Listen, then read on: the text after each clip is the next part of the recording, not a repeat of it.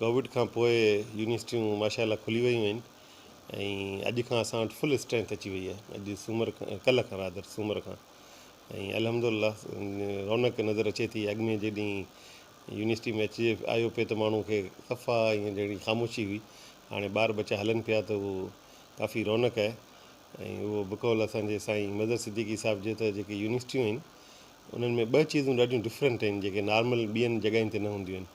हिकिड़ो इहो त हिते इल्म जी तइलीम थी, इल्म जी जेका सा थिए थी कारोबार बिज़नेस जेको आहे उहो एजुकेशन जो आहे। एजुकेशन खे फ़रोग़ थो मिले, एजुकेशन ॾिनी थी वञे, एजुकेशन क्रिएट कई थी वञे, एजुकेशन अप्लाई कई थी वञे। ॿियो इहो जो हर साल नवां ॿार अचनि था।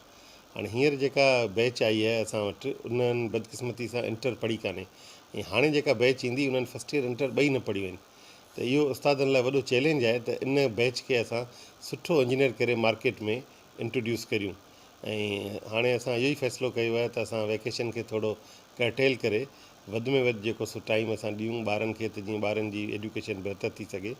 यूनिवर्सिटी जीअं त तव्हां पोयनि सालनि में ॾिठो आहे त पाण खे हिकिड़ो मुनफ़रद पोज़ीशन ते पाण खे पुॼायो आहे ऐं उन में ज़ाहिर आहे त असांजे उस्तादनि ऐं असांजे शागिर्दनि जो मेजर रोल आहे ऐं गॾोगॾु असांजे मुलाज़िमनि ऐं जेके बि हुते कमु कनि था उन्हनि सभिनी जो कंट्रीब्यूशन आहे। ऐं तव्हां ॾिठो त जेको सो यूनिवर्सिटी असां बिल्कुलु डिसिप्लिन में हलाई, डिसिप्लिन में खोली ऐं असां ॿारनि जो साल बि ध्यानु करणु ॾिनो। हाणे जेका फाइनल ईयर जी बैच आहे उहा असां सेप्टेंबर अक्टूबर में कढंदा आहियूं ऐं असां हिन वक़्तु बि असांजी कोशिशि इहा ई आहे त फाइनल ईयर वारी बैच खे असां पंहिंजे टाइम ते ई कढूं त जीअं हुननि जो टाइम ध्यानु न थिए। बाक़ी ॿियनि बैचिस खे असां एक्सक्यूज़ करियूं 16 हफ़्तनि वारो जेको सेमेस्टर खे 15 या 14 हफ़्तनि में खणी वञूं ऐं हफ़्तो हफ़्तो ॿ हफ़्ता बचाए असां हिननि खे वरी अॻिले साल जेका थर्ड ईयर वारी फाइनल ईयर में वेंदी त उहा बि टाइम ते निकिरे। असां काफ़ी कोशिशि वरिती आहे त कोविड खे जेको सो डिफीट कजे। जॾहिं हाणे अल्हम्दुलिल्लाह कोविड घटिजी वियो आहे त असां वटि बि इहे चीज़ बहितर थिए पई।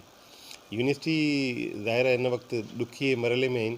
हिकिड़ो त यूनिवर्सिटियुनि जी फाइनेंशियल सिहत बि सुठी कोन्हे ऐं तव्हां ताज़ो ॾिठो त यूनिवर्सिटियुनि खे इहो ई चयो पियो वञे सभिनी HECs मां हिननि मां त तव्हां पंहिंजे फ़ीस स्ट्रक्चर खे वधायो। हाणे फ़ीस स्ट्रक्चर खे जेकॾहिं वधाइजे थो त वरी छोकिरनि जो प्रेशर थिए थो ऐं ताज़ो असांजे पासे वारी यूनिवर्सिटी में तव्हां ॾिसो त फ़ीसियुनि वधाइण ते छोकिरनि जो तमामु। इन करे असां इहा ई स्ट्रेटजी रखी आहे, कोशिशि इहा ई कई आहे त फ़ीस में को बि वाधारो न आणियूं ऐं असां कोशिशि करियूं त असां ॿियनि रिसोर्सिस खे टैप करियूं ऐं कुझु ऑप्टिमाइज़ेशन न वञूं, सेविंग करियूं त जीअं असांजा ख़र्च कुझु घटिजनि। ऐं अल्हम्दुलिल्लाह असां सस्टेनेबल मॉडल में हलूं पिया। असां कोशिशि इहा ई वरिती आहे, हलंदो असां ते प्रेशर इलाही आहे। असांजा कैंपसिस, पेंशन इहे सभु असांजे रिसोर्सिस खे ड्रेन पियूं कनि। उन जे बावजूदि असां इहा ई कोशिशि वरिती आहे त असां फ़ीस खे जेके बि छोकिरा पढ़नि पिया उन्हनि जी फ़ीस खे न वधायूं। ऐं इन हवाले सां असां ख़ुदि ॿियूं बि इलाही चीज़ूं सोचियूं आहिनि। ताज़ो असां इहो प्रोपोज़ल बि सोचियो आहे त असां सोलर ते वञूं त जीअं असांजी बिजली जा जेके बिल आहिनि उन्हनि ते घटिताई आणे सघे। हींअर तव्हां ॾिठो त लाइट वई त असांजे हिन सेक्रेटेरिएट में बिजली न वई, छो जो इहो सोलर ते आहे। ऐं यूनिवर्सिटीज़ अहिड़ा इदारा आहिनि जिते सोलर तमामु वॾो फ़ाइदो ॾेई सघे थी। सोलर ग्रिड टाइड सिस्टम जंहिंमें बैटरी न हुजे, उनजी कास्ट घटि आहे, उनजो पे बैक तमामु सुठो आहे ऐं 3-4 सालनि में उनजा पैसा रिकवर थी सघनि था। ईअं असांजे सिस्टम हणूं त असां गवर्नमेंट खे जेको सो प्रोजेक्ट जमा कराया आहिनि। असांजी कोशिशि आहे त इहो प्रोजेक्ट अगरि अप्रूव थी थो वञे त असां बिजलीअ जा जेके बिल अचनि था ॻाटे तोड़ असांजो कोई माना 10-12 मिलियन बिल अचे थो एवरेज मंथली। सिमिलरली असांजी पासे वारी यूनिवर्सिटी जो बि चवनि था 40-45 मिलियन अचे थो।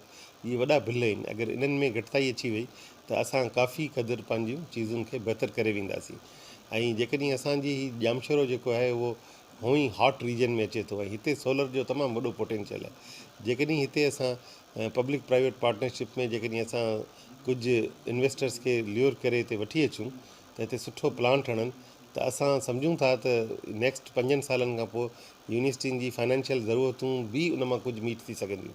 त इहो तमामु सुठो प्रोपोज़ल आहे। असांजी रिक्वेस्ट बि आहे हिन फोरम तां बि त इहो गवर्नमेंट खे बि असां लिखियो आहे त यूनिवर्सिटियुनि खे कुझु एतिरा ॾियनि जो उहे सोलर ते वञनि। सोलर वञण सां हिकिड़ो त इमीडिएटली जेकॾहिं 10 मिलियन असांजो मंथली बिल में घटिताई अची वेंदी त 100 मिलियन 120 मिलियन असांजी सेविंग थी वेंदी। त पोइ असांखे ॿारनि खे फ़ीस वधाइण या इन तरफ़ चाहे ज़ाहिर यूनिवर्सिटियुनि जी पंहिंजी इनकम कहिड़ी आहे, थोरी घणी रिसर्च इनकम आहे, थोरी कंसल्टेंसी आहे, थोरी ट्रेनिंग्स आहिनि ऐं ॿी मोस्टली फ़ीस आहे। फ़ीस वधाइण खां सवाइ ॿियो को सोल्यूशन कोन्हे। ऐं ट्रेडिशनली हायर एजुकेशन जूं फ़ीस घटि रहियूं आहिनि।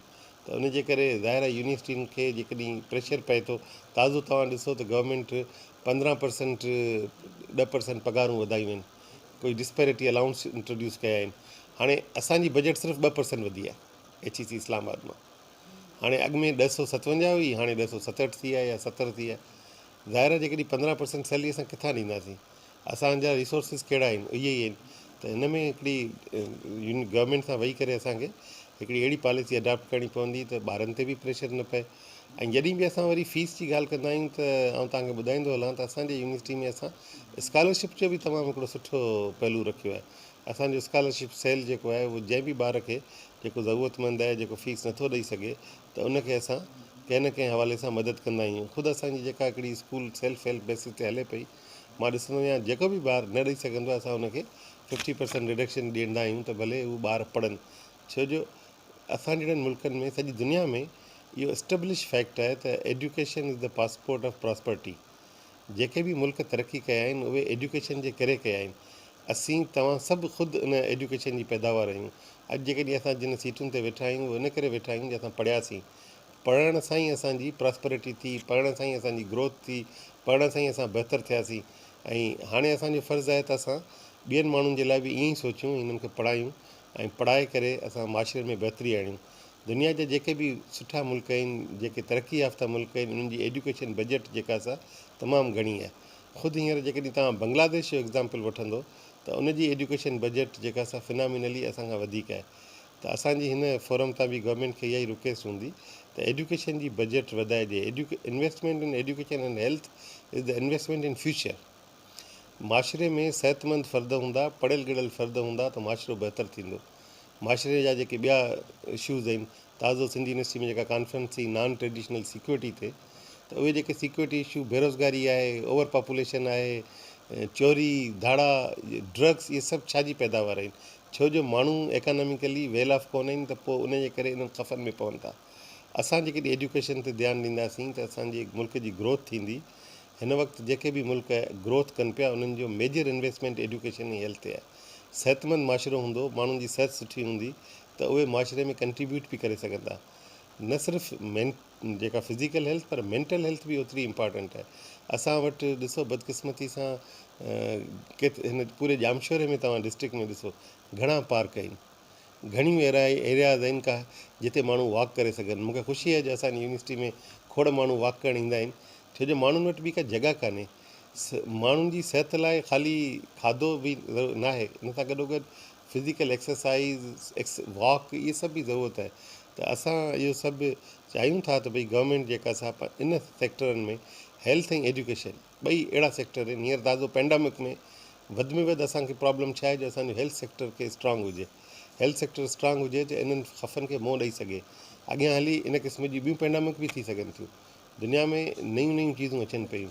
असां प्रिपेयर हूंदासीं त असां मुंहुं ॾेई सघंदासीं, प्रिपेयर न हूंदासीं त यकीननि असांखे लाइ ॾुखियो थींदो। त आउं इहो चाहींदुसि त हिन फोरम तां वरी हिकु दफ़ा गवर्नमेंट खे बि रिक्वेस्ट करियूं। अलदो गवर्नमेंट वटि बि पंहिंजी मजबूरियूं ज़रूरु हूंदियूं, पर हेल्थ ऐं एजुकेशन इन ते जेका इन्वेस्टमेंट आहे उहा लॉन्ग टर्म इन्वेस्टमेंट आहे, फ्यूचर जी इन्वेस्टमेंट आहे। उन सां ज़्यादा क्विक पे बैक आहे ऐं जल्दी उन मां रिकवरी थींदी, रिटर्न्स थींदो। अॼु बि जेको पाकिस्तान गवर्नमेंट में जेको मेजर कंट्रीब्यूटिंग फैक्टर आहे, जेके असांजा माण्हू ॿाहिरि कमु कनि था, उहे जेके रिमिटेंस मोकिलीनि था, उनजे करे ई असांजी इकनॉमिक ग्रोथ जा इंडिकेटर कुझु बहितर आहिनि। त असांजा माण्हू पढ़ंदा, ॿाहिरि निकिरंदा, कंट्रीब्यूट कंदा ऐं माशरो बहितरु थींदो। ईअं त भई जेकॾहिं हिकिड़ो ॿारु एडमिशन वठी वरिती त उनखे असांजी कोशिशि हूंदी आहे त पैसनि जे करे या इवन मेडिकल एमरजेंसी जे करे उहो पढ़ाई न छॾे। असांजी जेको एडवाइज़री ऑफिस आहे या स्कॉलरशिप ऑफिस आहे, असां जूं ऑफिसूं, असांजूं जेके से लोकेशन्स वटि माण्हुनि जी जॾहिं अप्रोच थींदी आहे त असां इमीडिएटली माण्हुनि खां कॉन्टेक्ट कंदा आहियूं। कोविड में मूंखे यादि आहे त कोई 80 खनि ॿारनि असां सां कॉन्टेक्ट कयो ऐं असां कोशिशि कई त असां उन्हनि जा मसइलनि खे हल करे सघूं, जेतिरो करे सघूं था। ऐं कंहिं बि ॿार खे असां पैसनि जे करे यूनिवर्सिटी छॾण जे लाइ कॾहिं बि राज़ी न थींदा आहियूं। पर ज़ाहिर आहे लिमिटेड रिसोर्सिस आहिनि, हिकिड़ा गवर्नमेंट जा सेट स्टैंडर्ड आहिनि। उनजे बावजूदि असां कुझु असां वटि अहिड़ियूं बि स्कॉलरशिप आहिनि जिते असां उन स्टैंडर्ड खे, मिसाल तौरु गवर्नमेंट जो स्टैंडर्ड आहे त जेकॾहिं 45,000 खां घटि इनकम आहे त उनखे स्कॉलरशिप ॾेई सघिजे थी। 45,000 महीने खां वधीक इनकम आहे त उनखे स्कॉलरशिप नथी ॾेई सघिजे।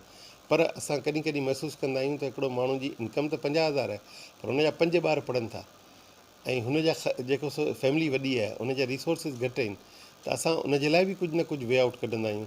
उन में असांखे ख़ासि तौर ते मुख़ैर हज़रात या असांजा ख़ुदि जेके उस्ताद ऐं इम्प्लॉई आहिनि उहे कंट्रीब्यूट कंदा आहिनि। मुंहिंजे यूनिवर्सिटी में असांजो टीचर पंहिंजे पघार मां हर महीने 500 रुपया कढाईंदो आहे, त तक़रीबन असां वटि 379 टीचर आहिनि या 400 जेके वेझो आहिनि, त 2 लख जे क़रीब हर महीने असांखे स्कॉलरशिप जे फंड में असांजा उस्ताद कंट्रीब्यूट कनि था।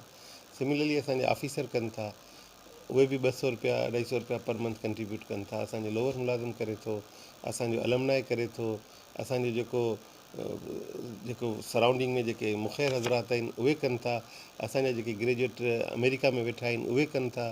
त असां उहे स्कॉलरशिप्स में उन्हनि में छा आहे, जेको अहिड़ी कंडीशन कोन्हे, जीअं एहसास जी कंडीशन आहे त 50,000 खां घटि इनकम हुजे, सिंध गवर्नमेंट जी इंडोमेंट जी कंडीशन आहे त 45,000 खां घटि हुजे, त असां वरी पोइ उन्हनि केसिस में वरी उन्हनि फंडनि मां उन्हनि खे ॾींदा आहियूं। या कॾहिं कॾहिं वरी जीअं तव्हां चयो त हूअं त ठीकु हो, हिन साल हुन लाइ प्रॉब्लम थी वियो आहे, त उहो हुनखे रुॻो हिकिड़े साल जे लाइ सपोर्ट खपे, त पोइ असां असेस कंदा आहियूं, महसूसु कंदा आहियूं त वाक़ई हिनखे ज़रूरत आहे, त पोइ हुनखे उन साल जे लाइ सिर्फ़ु मदद कबी।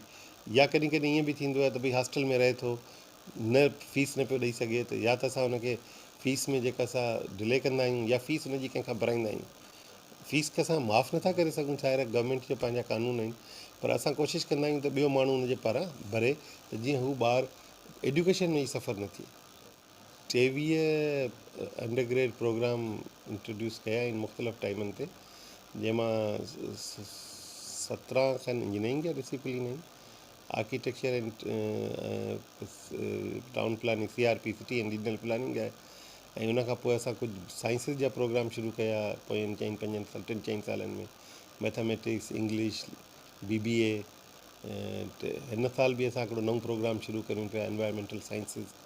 त ज़ाहिर आहे जीअं वक़्त सां गॾोगॾु यूनिवर्सिटी जी ग्रोथ थी आहे, असां सम्झूं था त असांजी कैपेसिटी बिल्ड थी आहे, त पोइ असां वरी या त ट्रेडिशनल डिसिप्लिन में जीअं सिविल में कंहिं ज़माने में 100 सीटूं हूंदियूं हुयूं, हाणे असां पाकिस्तान इंजीनियरिंग काउंसिल मां हुननि जी 200 सीटूं अप्रूव करायूं आहिनि, पर असां हिन साल इहा कोशिशि आहे त असां 200 खे 250 करे वञूं, त जीअं घणा खां घणा ॿार असां वटि पढ़ी सघनि। छो जो इंजीनियरिंग में असां पंहिंजी मर्ज़ी सां वधाए नथा सघूं सीटूं। एक्रेडिशन बॉडीज़ जेके आहिनि, इंजीनियरिंग काउंसिल आहे, आर्किटेक्चर काउंसिल आहे, अहिड़े नमूने बिज़नेस एक्रेडिशन काउंसिल आहे, ख़ुदि जेका कंप्यूटिंग काउंसिल आहे, इहे अचनि थियूं, विज़िट कंदियूं आहिनि, पोइ असांजी रिसोर्सिस खे ॾिसी करे, कैपेसिटी खे ॾिसी करे उहो असांजी सीटुनि खे डिटरमिन कंदियूं आहिनि। पोइ कॾहिं कॾहिं असांखे सीटूं वधाइण जे लाइ कोशिशि कंदा आहियूं, जिते असांखे असां महसूसु कंदा आहियूं त इन्हनि डिसिप्लिन में माण्हुनि जो रुझान ज़्यादा आहे। छो जो हर दौर में माण्हुनि जी डिफरेंट सोच रही आहे। जॾहिं पेट्रोलियम जी तमामु घणी एक्सप्लोरेशन पई थी, त माण्हू सभु PG में वञणु चाहींदा आहिनि। कंहिं ज़माने में सभु माण्हू टेलीकॉम वञणु चाहींदा हुआ, हाणे हर कंहिं माण्हू वटि मोबाइल आहे, हाणे टेलीकॉम जी सेचुरेशन थी वई आहे, त हाणे माण्हू वरी ॿियनि डिसिप्लिन में ज़्यादा वञणु चाहिनि था। त इहो पियो सिलसिलो हलंदो आहे, ज़ाहिर यूनिवर्सिटियुनि जी ग्रोथ ईअं ई थींदी आहे।